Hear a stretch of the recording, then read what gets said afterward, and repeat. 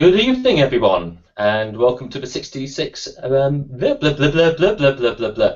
It's not like this is live or anything, is it?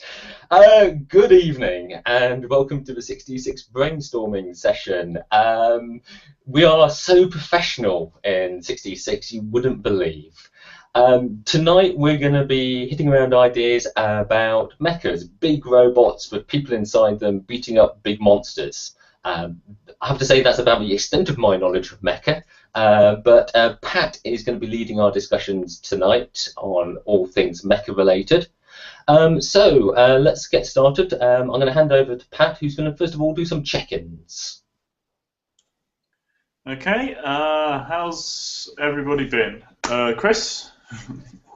I've sort of a good week. A little bit frustrating in that I've almost got the PDFs ready for 3 final books, and they're so close it's frustrating. But really big news is I got a delivery of proof copies. We've got books, physical books, and I have to say that they are fantastic. They really feel, it feels like a proper book. It looks like a proper book. I know the content's good, obviously. The print and the colours have come out really, really good. And Demon Strata especially. I mean, because it's the slightly larger book and that's got the proper sort of spine, and the artwork has come out fantastically in that. I doubt it comes out on camera very well. But all the maps have just come out wonderfully. So, yeah, I'm pretty good. Awesome. Jay? Oh God, meetings, interminable meetings. I got dragged into a meeting today. I thought generally it was going to be interesting and on topic, and it just they started arguing about the air conditioning. So yeah, that was my week. Josh? How are you? Apologies for my absence last week. It's been a very, very productive 2 weeks. We've now created at least 4 to 5 new minor races. We've discussed how to split the 7 wonders into further subsections. We've got 7 wonders and now got the 12 mysteries of the universe, which will act as adventure hooks for the game leaders. Pretty productive otherwise, but no, just major progress on minor races, and the universe is really coming together. Well, galaxy. I'm sure we'd be interested in finding out which ones you used from that at some later date. Mark, how are you? Yeah, mixed. Well, work's been a mixture of meetings and taking things together and doing some technical work, so that's been pretty good on the whole. 66, making our way through. We've got pretty much all the gods edited now and ready to go, so we're slowly making our way through there. So overall, pretty good. Just got back from squash as well, so feeling all right. And finally, Emily. Yeah, been very busy getting used to a new manager at work. Had a lot of belting commissions, which I'm trying to work on at the moment. Yeah, lots of pink. 66 Wives, I've started going through the sketches that I was working on before the honeymoon so I can work out where I am and where to go from here. And I've not really gotten around to anything since we got back from honeymoon because of computer trouble, and I've been working at Red 5 pretty much non-stop as well, so there's that. Someone's at the door. Alright, so is that everyone checked in? Everyone ready to go? Take that as a yes. Oh yes, you're all muted. Okay, so what I was talking about today is I was kind of had an idea that at some point I'd run a mecha game for my group, and then maybe like use it as a con game maybe later on, things like that. But I was interested to know how it would work within the 66 system, what people wanted from it. We've gotten a fair bit of feedback about that. The game is not, as it looks like a lot of people thought, a game about mechs fighting mechs. It is specifically about mechs fighting giant monsters, which is a different kettle of fish, not quite the same. Anyway, we've had, as I said, we've had a lot of response from people. Some of it's from Facebook, so Mark's going to go through that. Yeah, so we had a little bit of a response on Facebook, not as much as G+, but I can go through 2 examples. So Joe Smith and Laura Curran both responded to us, and they had essentially the same kind of idea. It was really customizability and modularity.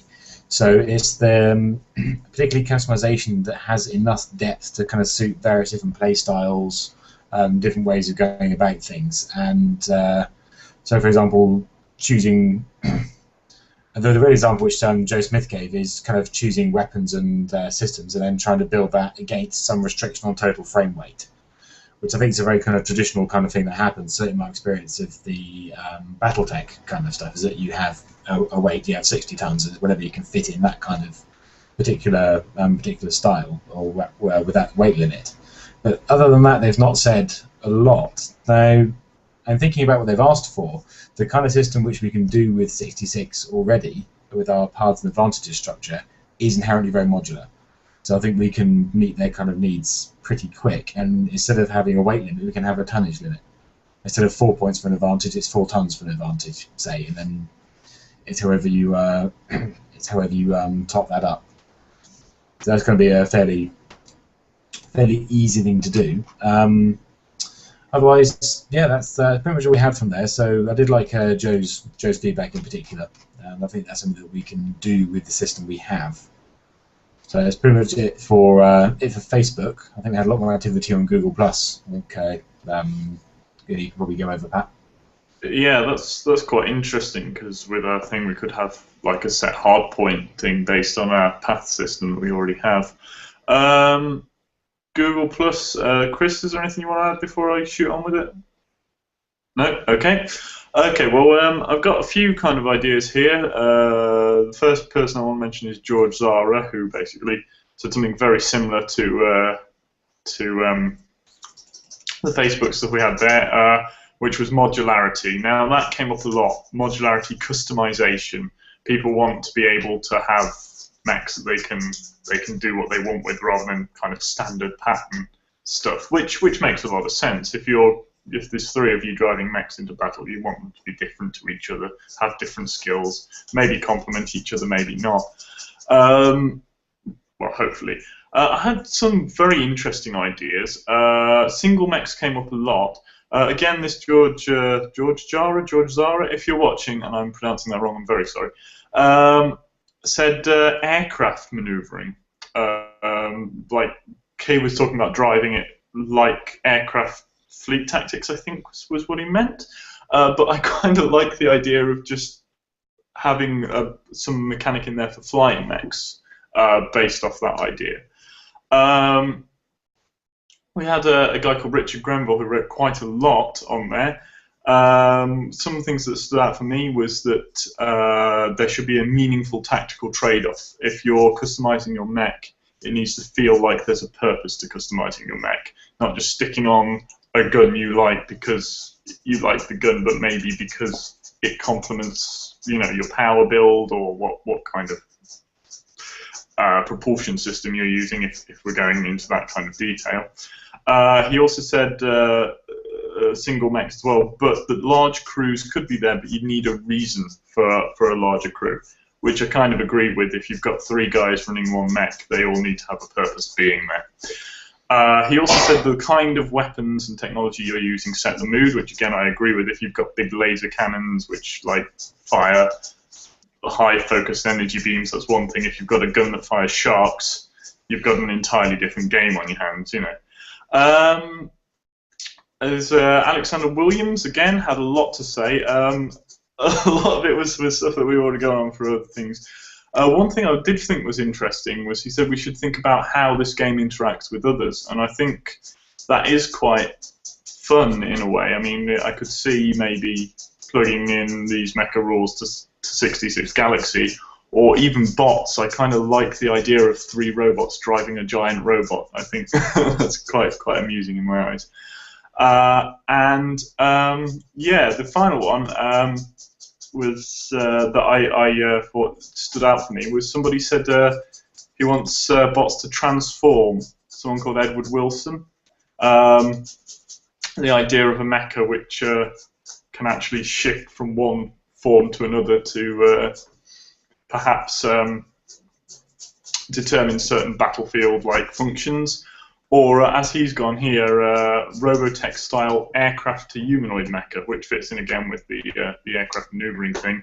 The idea you've got a big robot, it can fight as a big robot, but it can turn into a plane for quick getting to and from the battlefield, or just for fighting bigger monsters if you need to get up near its head. I kind of like that as an idea.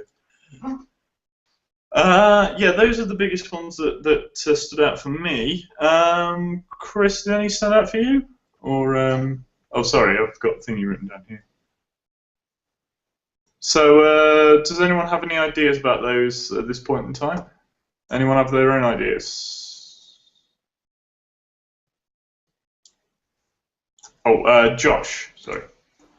Going very briefly back to the whole tone idea. What kind of tone are you thinking of? I mean, you could go with the Pacific Rim version, which is the more realistic, as realistic as a giant mecha RPG can be.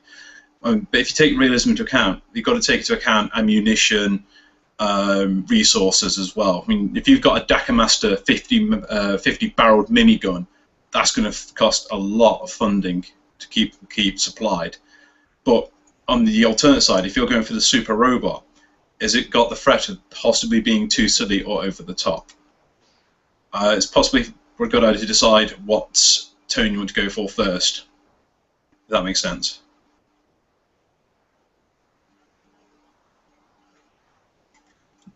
Yeah, it would. I mean, I can't deny that the idea for this came to me very soon after watching Pacific Rim, but I think I was more intending to have like the old kind of Toho style Godzilla kind of versus Jet Jaguar kind of feel to it. So, or it could be kind of like a Ghostbusters thing where you have very stable, very kind of solid science for the mechs, but then the monsters are ridiculous monsters. That could be quite an interesting trade-off. So thinking about those is interesting. Jay, it looks like you have something to say.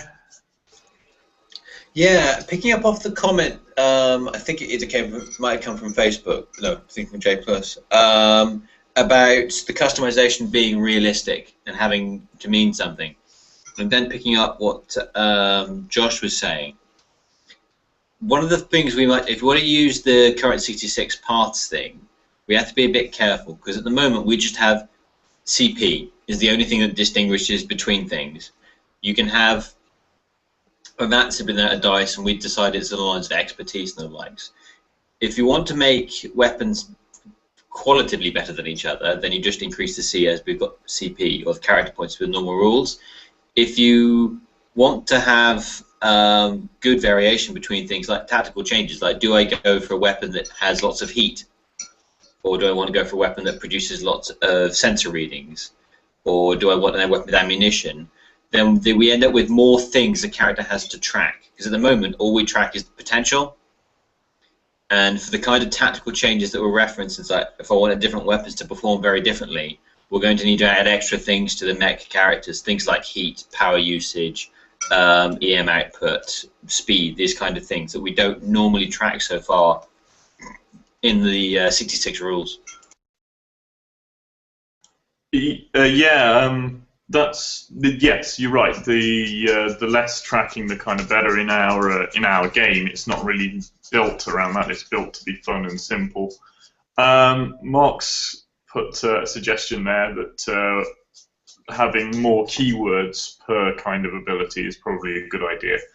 I believe there's actually a keyword already, some keywords already existing which determine things like not necessarily ammunition, but that a weapon needs to be reloaded between turns or things like that. And I think that could work out well for us. If you have like a big rocket barrage, for example, you don't want to be able to fire it every turn because it's going to have like a burst template keyword or something like that, isn't it, in that kind of weapon. So I don't necessarily think we need extra stats, but keyword focusing would be a very important thing for that module. And I guess if you want total customization, having rules in there for people to basically build their own weapons with their own keywords might not be the worst idea in the world. But then, of course, you do run the risk of somebody going, well, mine's going to have range 100, keyword burst, keyword 12. I think Mark has something to say.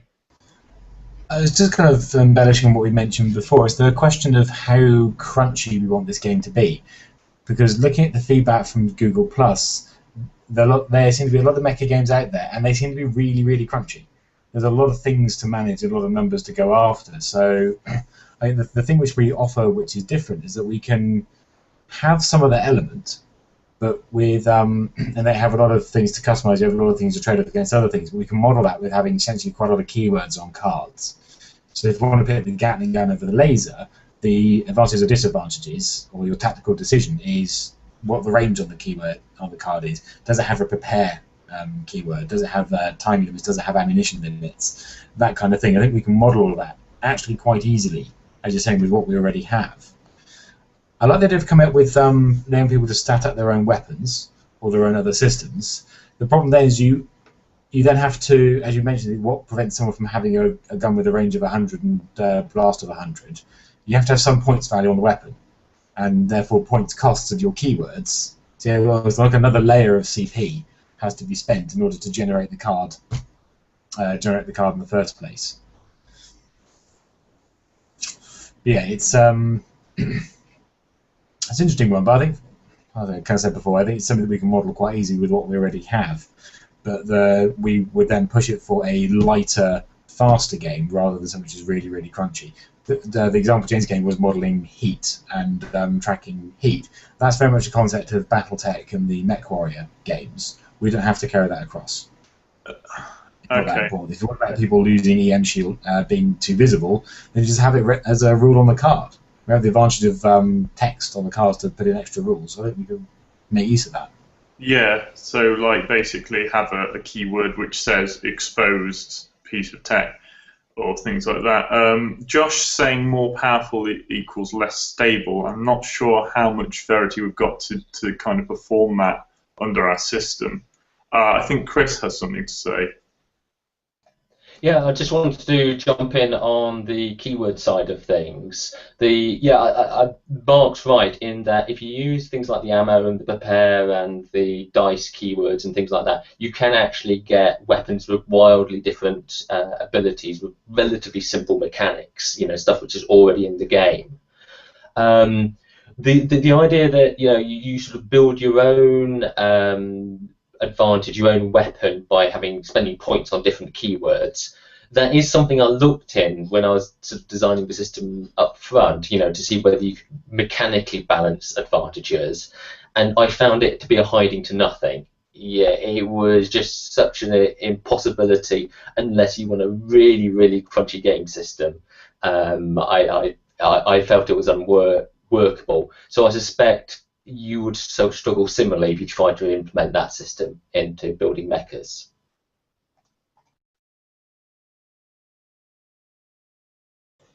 Yeah, there was something else I actually was thinking about, and it didn't really come across in the poster, so we haven't really had much about it from the feedback stuff. But like, how does control work for an extended vehicle like that? Would you be combining your own paths and abilities with the vehicle's paths and abilities, or would you go and then the vehicle goes, or how would that work? Mark, sorry, and Mark first, yeah. I'm tempted to say for this one, you play the robot. You don't play a person driving a robot. If the whole point is you're in a robot and you're thumping monsters, you play the robot. We don't bother having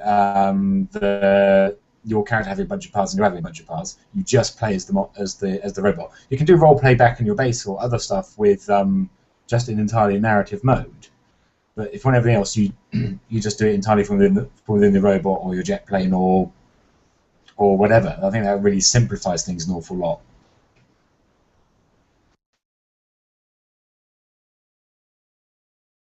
It yes, it does. But the only problem about that would be that if you were using it in conjunction with something else, you might want your character. Like if I built a character for a sci-fi game who was a particularly good pilot and had particularly good piloting abilities, I would feel a bit cheated if I wasn't allowed to use those when I was piloting a large vehicle. Did you have something to say? You seem to... Literally the same point as Mark. I would have two separate character sheets. You'd have your character sheet for your player, and then a separate sheet for the robot, and just purely as robot. Like you could always have a path in the base for the robot that's based on the pilot, like pilot expertise. Chris has made a point of how a potential work for that, but I suppose you could share it between the pilot and the mech. Although I think for this game in particular, yeah, there's not going to be much chance that you'll be hanging around outside the mech. Yeah, Mark just said the same thing. One pool, you can spend it on you and your robots.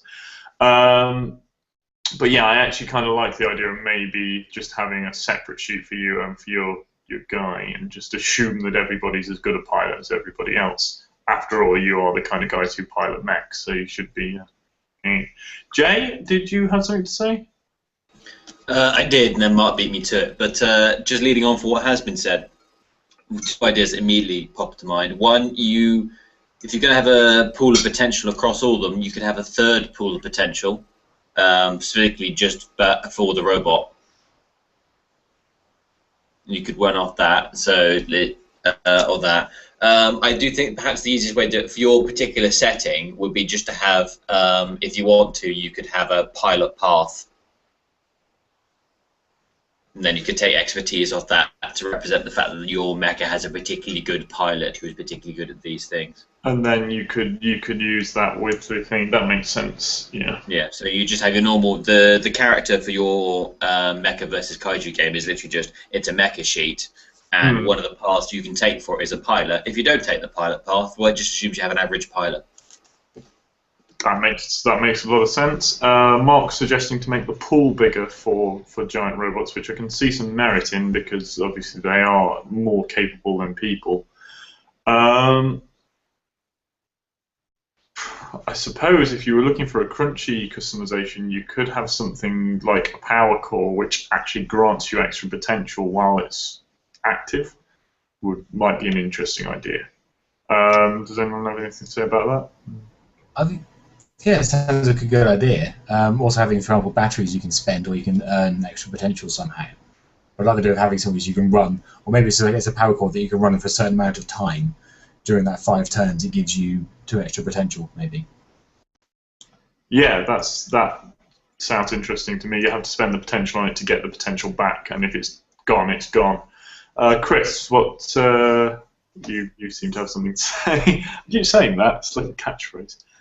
Yeah, I mean, I was thinking about the 2 character sheets and the sort of potential and things and how we would do that. I mean, I would sort of have 2 character sheets. You have your character's potential, which is just the standard rules, and then you do have specific potential for in the mecha, and maybe this is like 1 use per combat sort of stuff, so that it's like super static, as in you can't even get it back at all even if you do nothing. So it could be batteries or ammunitions or boosters, which you throw in at certain actions when you really need it. And that would allow you sort of some game balance control over the situation as well. I suppose you could go for the very kind of Japanese anime approach and say that your mechas are powered by some kind of spiritual energy that is inherent to you, and have your potential spent on those. But yes, I like both the idea of split power pools and a conjoined power pool. I think they both have a lot of merit, and they both could be a lot of fun. But maybe just for this one, for simplicity's sake, going with Mark's idea of just having a pilot keyword that you can take if you want to have an extra good pilot is not the worst idea in the world.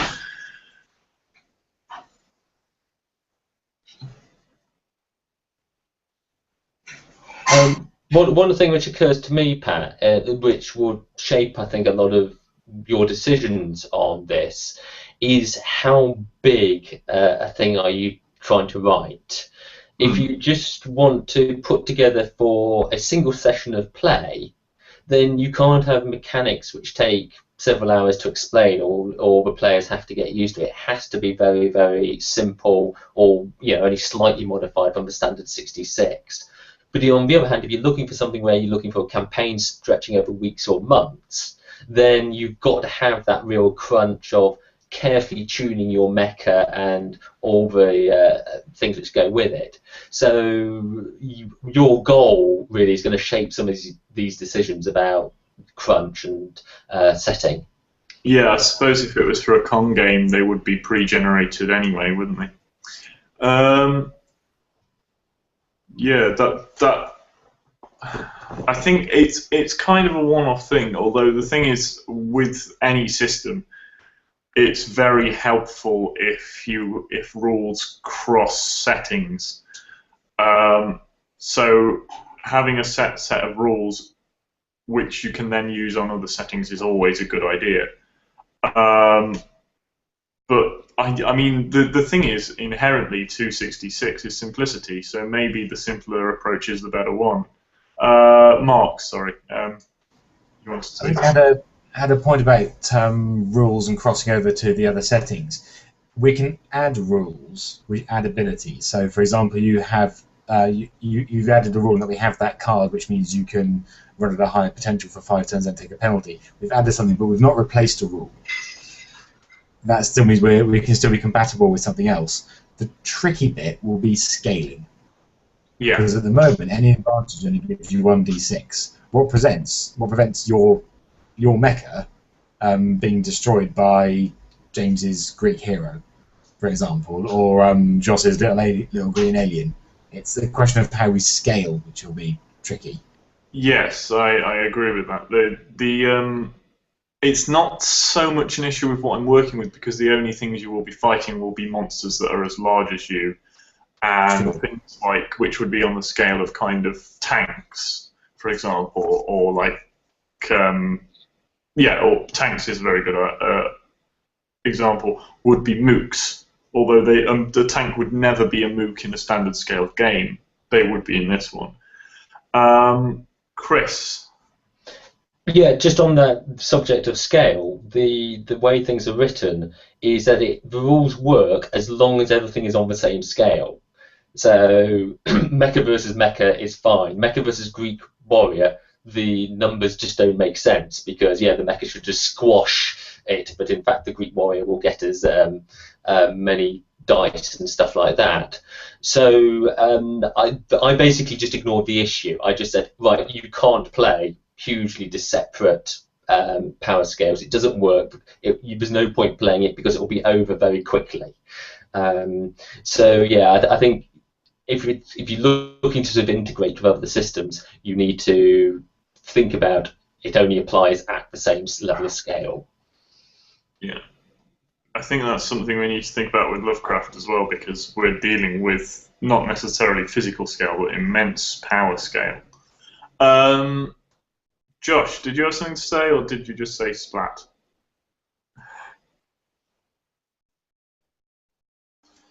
Oh.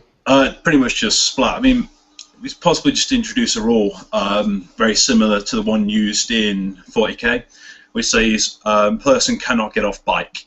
So pilot can't get out of mech to take on giant robot. The only way a pilot, I suppose, could get out of the mech is if the mech's about to be destroyed. So that's just unfair on the pilot, really. You're not going to survive against a giant monster, no matter what weapon you've got.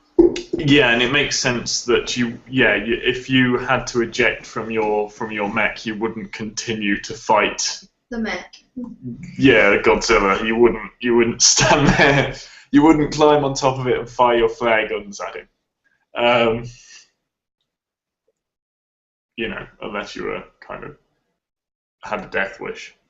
So yeah, that makes sense. That's kind of scaling sorted out. I'd actually counterpoint. I wouldn't personally have the monsters and the mechs on the same scale, because if you're having it as a game, and you've got everyone's playing their own mech, what's the point? Because then it's like one Godzilla versus five mechs the same size as Godzilla. Yeah, but he can have like the gargantuan keyword or the gargantuan paths or things like that to say that he's bigger, but he's not substantially bigger. He's not on a different scale. Anyway, I think that's about all we have time for at the moment. So I'll just hand over to Chris to explain out what's going on next week. Okay, that's great. Pat, have you got any sort of last thoughts, conclusions about where you're going to take this? There's a lot to think on here. I think I'm definitely going with the simplicity and the modular nature. We didn't really discuss the idea of transforming mechs, and I'll be honest with you, although it's a really good idea, I don't think it's one that I'm going to use. What I'd really like is if we could do something regarding actually designing a few monsters for them to fight, and then I could put together a very simple kind of modular system and actually give it a bit of a play test. But yeah, that would be where I would be going with it next. That, you know, in the times I'm not doing Lovecraft, of course. Of course, yeah. I mean, there's this thing as a con game. What you want is low work putting things together. So yeah, so fit it in when you can. Okay, that's great. And it's very interesting because this is a whole area. I'm not a big mech person. It's not something I've ever been a fan of. And just seeing how you guys are taking the rules and thinking about how to do it is fascinating from my point of view. So that's great. Thank you very much for that, Pat. So we need to plan what's going to be next week's brainstorming sessions. Really, well, who's got something to bring to the table? Well, if no one else has got anything, and you don't mind me being a bit of a hog, I wouldn't mind if we actually talked about monsters. And maybe designed a couple of kaiju for these big mecha to fight. But if anybody else has an idea, feel free to jump in and shoot me down. Yeah, I'm Josh. I can give a very brief update as to the last, well, at that point, it'd be 3 weeks worth of progress. So I can just very briefly describe the new races, new locations, and just get a few small basic ideas. So just throw a bit more ideas into the whirlpool of already existing ideas to generate more, if that makes sense. So not necessarily a full idea session, but certainly just throw a few idea darts at the dartboard.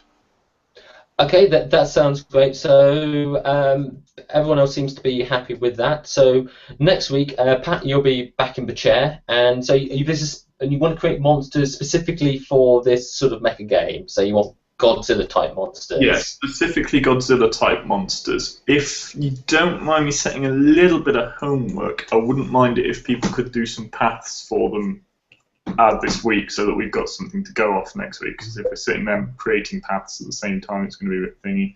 I have done a few. Jay, you seem to really, really want to say something.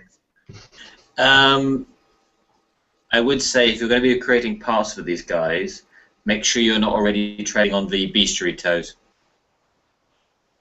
That is true. We have got a lot of paths in the bestiary. I hadn't really thought about that. We probably won't need them. Okay. I mean, just on the subject of how practical things like how, you know, in a meeting, how would we do it? Writing paths and things like that, you know, it's a bit time consuming. It's not exactly, you know, good TV. But what we can do, you know, if you just write the name of the path and the name of the advantage, you know, that's something you can do very quickly in a meeting and actually really sort of gives quite a good sense of where you're trying to take a monster or a path. So we can do that very much on the fly next week if we need to. That's cool. So, you can flesh out at your leisure. I have got some paths written up as well, which I'll put onto the site. So I think yeah, if people can sort of come with sort of some ideas of types of monsters which might turn into paths, or a specific monster and some ideas of what path they'll want to put in, that'll be a good starting point. Obviously, Pat, if you can put together some blurb we can share out on social media, and find us a nice image of something which isn't Godzilla but makes people think of Godzilla. That would be good. Okay, right, Pat, I'll pan back to you for some pluses and deltas. Okay, we'll go in the same order we went in sound offs. So, Chris, what are your pluses and deltas? Right, my plus is that it's very interesting to see where you guys are taking the rules on this, because this is sort of like the limits of where I sort of designed the system, and I've always thought we could do that sort of thing, but right now I'm not going to. So to see you guys pick that up and run with it, it's fantastic. My delta is that I don't get mechas. I played Mech Warrior once in 1985. I hated it, and I've never touched it ever since. I'm sort of slightly lost on this discussion.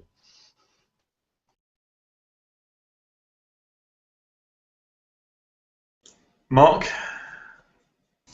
Pluses, it's nice to be sitting down and going through, picking up words. It's nice to be talking about a new game, a new style of thing. We've spent a lot of time talking about creating monsters and doing a lot of work on our existing line. It's really good fun to kind of get a chance to sit down and think about something completely different. Deltas, not many, actually. I think this time we actually got the chance to really chew the fat on some ideas, which is something that we wanted to change from last time. So that's a plus. Secretly disguised as a delta, I can't really think of anything to change, per se. So no. Okay. Deltas. I don't have enough deltas. Jay. Yes, Jay, sorry. No, I'm good. Your pluses and deltas are that you're good. Really good, Jane. Josh? Plus, this is really quite interesting territory for me. I'm obviously a huge mecha and kaiju fan, so I'm going to be following this project quite closely. Also, it's very possible with this it'll lead on to ship generation in 66, Galaxy rather, and generally quite a useful thing. Deltas, mostly me being a bit too quiet on this discussion, mostly because this is a new setting to me, so I'm taking it in, and hopefully next time we discuss it I'll have a bit more to add to it. Okay, and Emily? Pluses, again, it's nice looking at new rules, something I've not really come across before. My deltas would be, I'm a big fan of mechs. I'm gearing up for the monsters, and also just a bit thinner on the ground this week. Yeah, I'd agree with that. I would say my pluses were as Mark said, it's really good to talk about something that's completely off the wall from what we've done with 66 before. My delta would be, I think this is probably my fault more than anything, is I think that the original post thing was very obliquely worded, and we got a lot of information of very disparate things to deal with, so it was a bit kind of unfocused. Like, we didn't get to talk about the transforming mechs or anything like that, which I would have quite liked to achieve the fat over. But apart from that, yeah, it's all good. Okay, thank you very much, Pat. That's been a great meeting. Thank you for leading those discussions. I look forward to seeing what comes out of them. So that's it for this week. Join us next week for more brainstorming, and we're going to be talking about giant monsters. Things which look like Godzilla but aren't Godzilla. So join us next week, Friday, 7 PM as normal. Until then, have a good weekend. Goodbye.